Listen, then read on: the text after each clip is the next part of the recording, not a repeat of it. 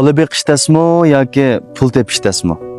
Mushundaq savolni so'ragan odamni uchratsangiz, shunisi aniqki, u bir bo'lsa bola beqib boqmagan yoki bolasini o'zi yolg'iz beqib boqmagan odam.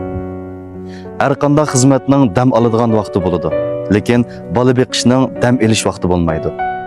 Bir ana 24 soat bu xizmatga tayyor holatda turadi. Chunki azroqla diqqat qilmay, bolasiga biror ish bo'lib qolishidan qo'rqidi ham xolamaydi. Bo'libmi bu vaqt 2 yoshga kirishdan burun kechida ko'p uyg'onadi. Animi billa uyg'onadi. Ana uyqusizlikning dardini yetkichi tatidi. Ba'zi onalarning bu dam elishi yo'q xizmati bir boshlandimi 5 yil, hatto 10 yil davomlashadi. O'ylab beqam. Uning hayotida mushundoq 10 yildan nechisi bordi. Bu uyning, bolaning, sizning, hatto ota-onangizning nurg'un ishlarini qiladi. Lekin hech kimning nazariga ilinmaydi.